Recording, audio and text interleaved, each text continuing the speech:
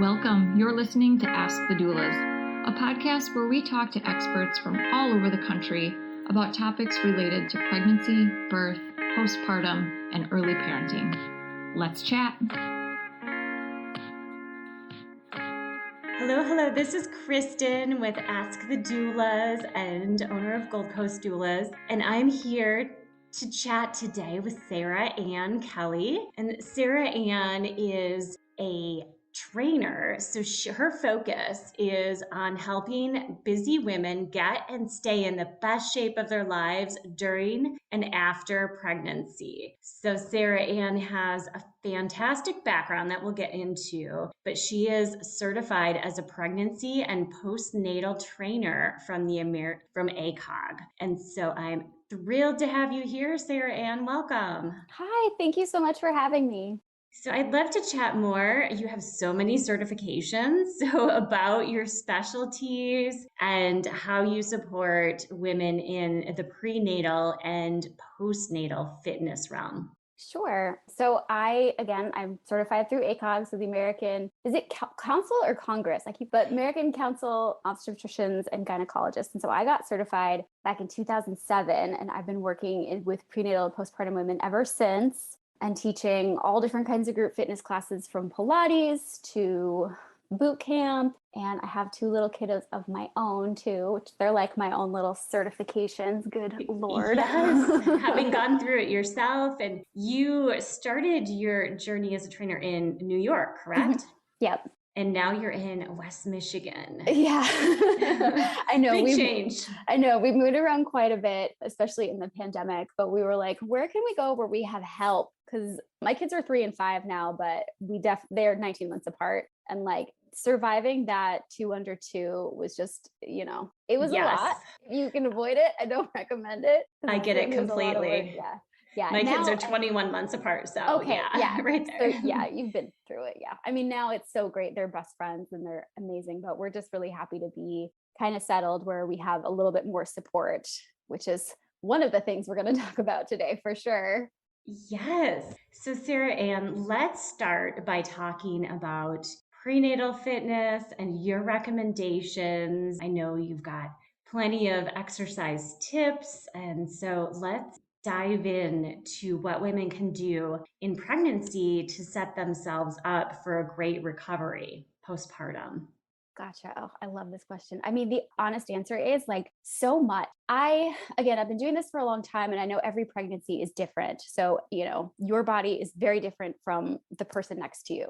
But I think we have it backward. We treat pregnant women like delicate flowers who shouldn't lift anything, who shouldn't get their heart rate up, who shouldn't stretch too far. And postpartum people are just expected to start doing burpees the second they get off the table. Right. And it's very opposite.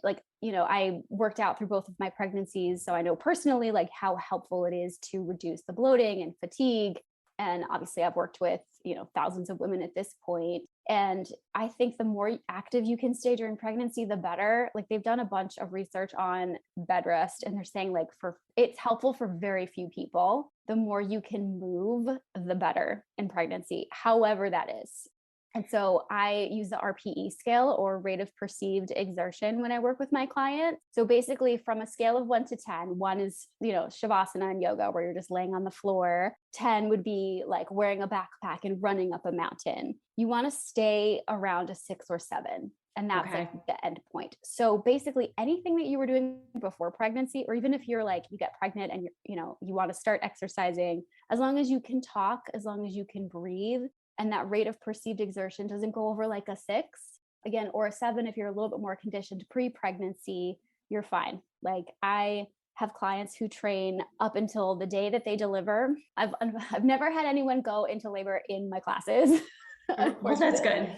But yeah, so, I think for the most part, you can do a lot more than I think we're often told. Whereas postpartum, I believe in rest and recovery. I mean, I don't want to scare any pregnant people who are listening right now, but labor and delivery, no matter how the baby gets out, is a big deal on the body. So rather than encouraging women to go back into it as soon as you get that quote unquote exercise clearance, go start working out and get yourself back in shape. No, recover, slow recovery process. Make sure everything feels okay. Make sure you're working with any PTs if you're noticing any like severe diastasis or prolapse issues. So like a slow back into working out postpartum. But as far as pregnancy goes, I mean, go for it. Like, for me, again, I worked out every day when I was pregnant and I felt really, really good. I know that doesn't work well for every single person. Like I certainly have clients who the second they hit their third trimester, they're like, nope, I need to do things where I just lay on the floor and do hand me dumbbells,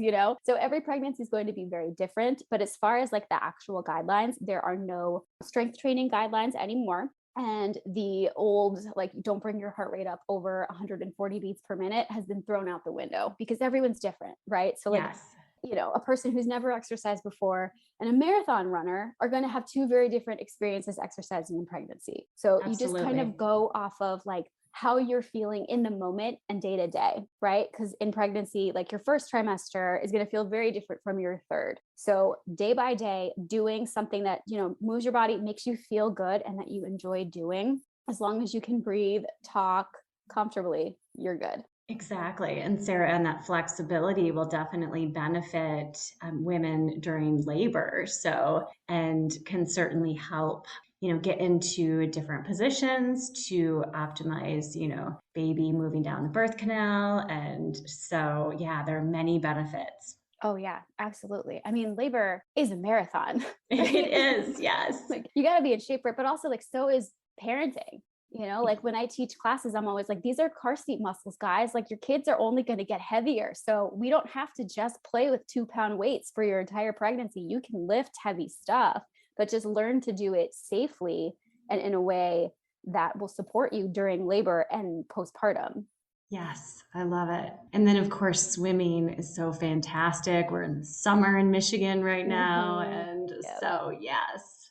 So, as far as any other tips prenatally or your top exercises, anything you'd like to add on prenatal fitness?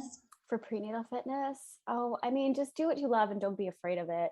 If you were lifting, I get honestly one of my most common questions that I get for prenatal is like, how much weight can I lift? And you really can do about the same. Like there is a regression at some point where if you were, hiking and, running up a mountain, like that example, if you're going for a 10, you will need to scale back. I wouldn't go for like your max repetition at this point, right? Like you want to stay something where you can breathe, but just really like taking every single day as an opportunity to move, but also respecting when your body is telling you to slow down. So true. Yes. Yeah. And talking to your provider if you want to change anything up. But I've worked with many athletes and marathon runners who ran up until the very end and CrossFit that, have continued with that with approval from midwives and doctors and so on. So, oh yeah, absolutely. Like your body's built to move. And I think also one thing, I do work with a lot of people who are in PT, and like going to see a pelvic floor therapist before you deliver, if you start to notice any pelvic organ symptoms like pain, peeing, or prolapse or pressure, if you start to feel that, like go get in early and make sure for when you go to get checked for your 4 to 6 week postpartum, if you need a referral, if your insurance requires it, make sure you get it during that appointment. Because it's always just helpful. Thank you for saying that. I can't stress that enough. So I'm so glad you feel the same way. And yes. Because for me too, I mean, I'm very scope of practice. Like when in doubt, refer out to all of my clients. I would never want to recommend something because I only work with people on the outside and not the inside. So if there's something going on, or if I notice that my client has some pretty significant symptoms, I'm not going to play God. I'm going to refer them to a doctor who knows more than I do, whether that's chiropractic or physical therapy or whatever. I think it's really important to develop like a team of providers during pregnancy. So that way you're just really supportive during pregnancy, postpartum, and beyond. Exactly. So Sarah Ann, let's get into postnatal recovery and your tips on how to transition back into exercise. I know you mentioned slowing it down, focusing on recovery. And, there is that 6-week appointment that many women want that clearance to be able to start working out. So what does that look like? Yeah. So again, it really depends on your actual delivery and recovery. And I'm not saying like if you have a C-section, you're going to have a really, really horrible recovery. I've heard a lot of people have a lot of fear around that. I've had people have a C-section and have way easier recoveries than someone who pushed for 4.5 hours and had a forceps delivery. So I think just respecting where you're at and just really enjoying that postnatal period is like snuggle time, resting, recovering, make sure you're getting a lot of nutrition. And then as far as exercise, if it feels comfortable and you're cleared before you leave the hospital, you're okay to walk. I have a lot of breathing exercises that I can recommend on my website. If you go to the postpartum tab on momtrainer.com, I have a lot of stuff up there, but just like breathing, gentle pelvic floor exercises, stretching, just light movement. Because I think there is the risk, obviously, with like blood clotting and bed sores if you're just like sitting around and not doing much. Right. So trying to stay moving even before that 4 to 6 week appointment, again, in most cases is totally fine, because that 4 to 6 week appointment, I feel like we put so much like gold around it, but your doctor is mostly there to like check your cervix and your blood pressure. And they might not be the best person to get like the complete go ahead.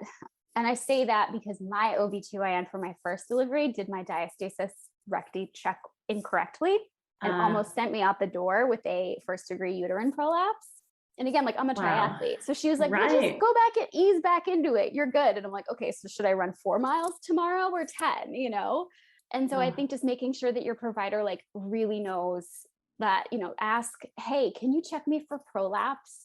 Can you check me for diastasis recti? And if you can't, who can you refer me to that might be a pelvic organ PT that I can start seeing because I'm noticing XYZ in that 4 to 6 week period. So again, like we have to advocate so much for ourselves in our American medical system. And this is just an example of you having to do that, unfortunately. But like going to that 4 to 6 week appointment, ask for a referral just in case you need it in the future. Ask about prolapse when they're doing your cervical exam, if they feel anything when they're in there. Obviously, you need the okay for blood pressure. And then they're also going to do the like depression screening. You know, I think you're okay to start moving if you feel comfortable before then, obviously keeping it very, very light and moderate. But once you get the go ahead, it doesn't necessarily mean like, okay, go back to do what you were doing pre-pregnancy. It's go back to do what you were doing in the 3rd trimester, but now you can lay on your belly. Right. Hey, Alyssa here. I'm just popping in to tell you about our course called Becoming. Becoming a Mother is your guide to a confident pregnancy and birth, all in a convenient 6-week online program. From birth plans to sleep training and everything in between, you'll gain the confidence and skills you need for a smooth transition to motherhood. You'll get live coaching calls with Kristin and myself, a bunch of expert videos, including chiropractic care, pelvic floor physical therapy, mental health experts, breastfeeding, and much more. You'll also get a private Facebook community with other mothers going through this at the same time as you to offer support and encouragement when you need it most. And then, of course, you'll also have direct email access to me and Kristin, in addition to the live coaching calls. If you'd like to learn more about the course, you can email us at info@goldcoastdoulas.com or check it out at thebecomingcourse.com. We'd love to see you there. Great tips. So, Sarah, and let's get into finding the time. So you've gotten cleared, and whether it's baby number 1 or baby number 4, it's a transition. So how do you make the space in your busy life to achieve any fitness goals you have, or again, for those runners, get back into running and find some time away? And how much time should they be working out early, as you know, they're starting to get into it? Gotcha. Okay. So I got a whole list. Yes. So many questions. Number 1, and I see this in a lot of my clients, you have to make it a priority. And there is just no such thing as motivation, right? You just have to keep showing up for yourself. I think a lot of times we struggle, and I know I certainly did after my 2 kiddos. Well, it's like, well, okay, it's nap time. I got 1 down. I have a toddler who's running around. I don't really want to put them in front of the TV, but like, I really need to exercise so I can feel better and show up as a parent.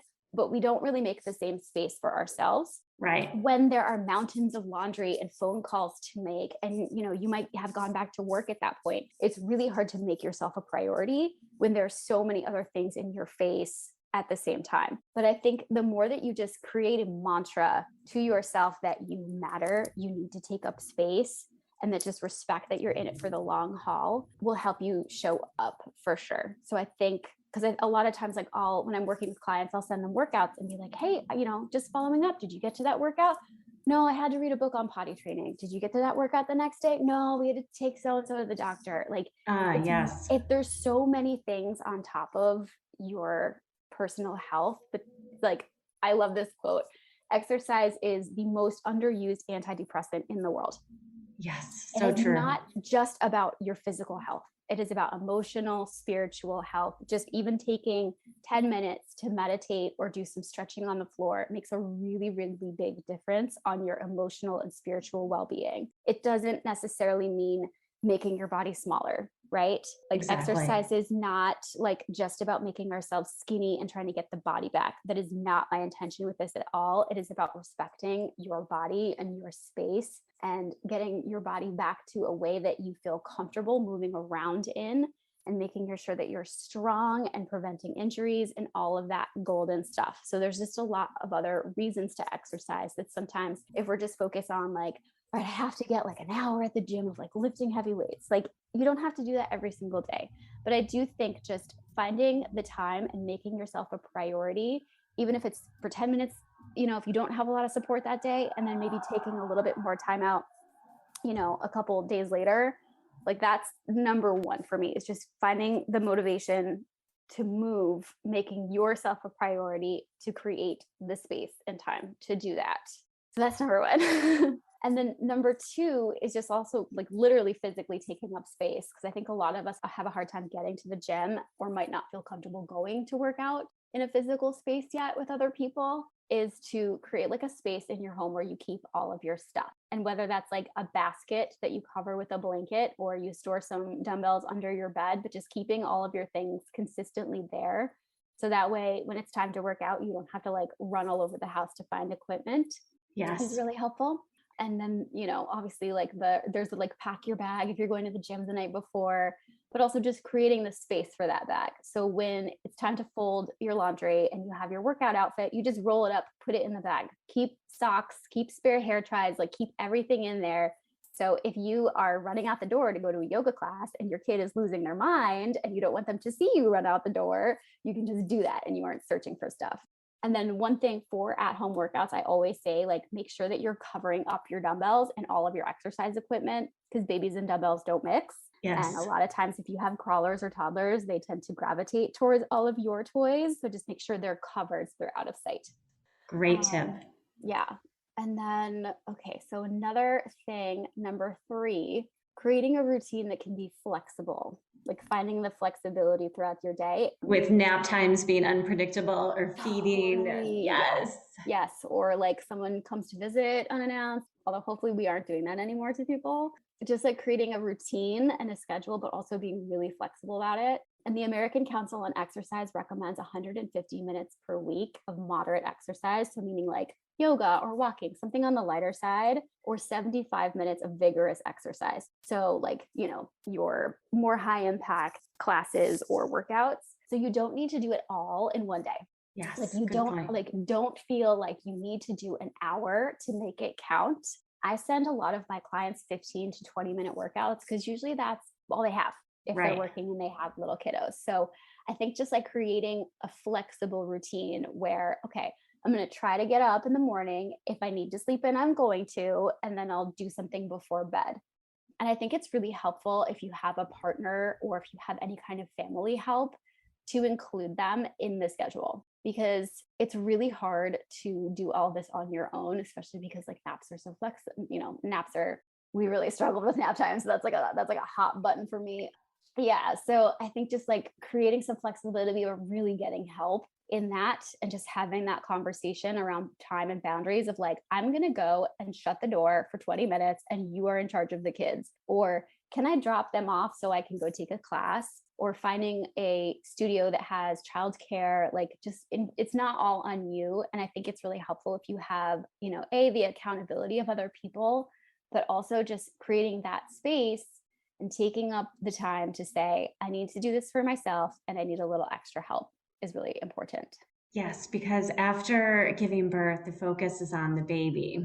Mm-hmm. And the mother just feels like she's, I don't know, not as important, not a priority. And so the fact that your suggestions are really taking the time, making, space to feel more like yourself pre-baby and get stronger versus sacrificing everything, a new mother or, again, fourth time mother. Yeah, I think the more help you can get, and it doesn't, you can always like partner up with a neighbor, or if you have other friends who have kids, like use each other as a village. Because I think that's one thing that we really lost in the past couple of years is just like using each other to help everybody out. Because I think that's the one thing that I loved about my postpartum period is that we had just moved to a new, so I didn't really know anyone before I was pregnant. Okay. But I got like, you meet people at the playground or in lactation group and you really get to like find your tribe. And I think it's okay to ask for help because I think we all love helping, right? If someone called you and was like, hey, I really need help like getting to this appointment. Can you help me out? Can you watch my kid? You're like, yeah, the more the merrier. Yes, and a specific request is where it's at versus, just I'm struggling, but you don't know what you need. If you can say, hey, I would love for you to join me, or can you watch my kid while I go to the basement and work out for 15 minutes? Or yes, so a specific request is so important. I know, and it's so hard to do because, it's hard to make that request because sometimes you're like, I don't even know what I need and I don't want to be in charge anymore. But like even just, hey, can we meet up for a walk a couple times a week so we get in the sun and I'm accountable for like getting off my couch and, going away from the laundry, like kind of creating a friend appointment so it becomes a little bit more than just about the workout is really great. Obviously people hire me so I can show them and tell them exactly what to do. But I still think the more support you have, the better. And it's okay to ask for help. Everybody wants to help you out. The more specific, absolutely, the better. Exactly. Yeah, and you had some great tips for our Becoming a Mother students, and that course is all about assembling a dream team, asking for help, knowing your options, because we strongly believe that if you don't know your options, like physical therapists and, even understanding how to install your car seat correctly. So we have car seat safety technicians and really understanding who makes up both your personal village as well as your professional. So yeah, let me see. I have a couple more if we have enough time, or I can save them. Yeah, go ahead and give us your final tips and then we'll chat about your business. Okay, so my last two, if you are not feeling it and you are tired and you're like a little groggy going into your workouts, use music. So find something that kind of pumps you up and start listening it. So plug those headphones in while you're getting ready to work out.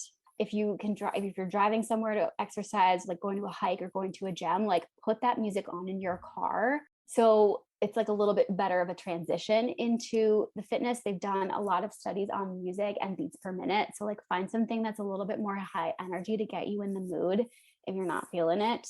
That being said, please don't exercise on less than 4 hours of sleep. Sleep is really important. And I think it needs to be said that you can regret a workout. Like don't listen to like all those fitness memes on the internet. They don't apply to you, right? Like rest is still really, really important. So using music as a motivator. And then my final tip is just to find something that you love. So dance in your kitchen, go for a walk with some music, take a hike, swim, bike, lift heavy things, try acro yoga, like try to, find something that is fun that you really look forward to doing and finding the joy in it, because you're not going to do it if you don't feel inspired or you're just not interested in it. And I feel like there's this old, like, I kind of said it before, but like using exercise as a form of punishment, and it's not. So, I think that exercise can teach us a lot of like life lessons and goal settings and things like that. So finding something that brings you joy or makes you feel accomplished and gets you a good sweat on, it doesn't matter what it is, just find something that you really love to do. So that way you're actually wanting to show up for it. Perfect. Thank you, Sarah Ann. So how do we find you? I know you mentioned momtrainer.com. So, but you are all over social. So share all of the ways that our listeners can chat with you. Yeah. So, I mean, number one, go to my website, momtrainer.com. You can use, I think I have a contact button. It's like momtrainer.com/contact, or anywhere on the website. You can reach me there. If you have a more specific question. I'm also mostly on Instagram. I'm at the Mom Trainer. And if you're in the Grand Rapids area, you can come take class with me. I'm teaching at Mind Body Baby Yoga, and we're adding a lot more classes. So I'm teaching some bar classes there, and they also have some really great yoga classes.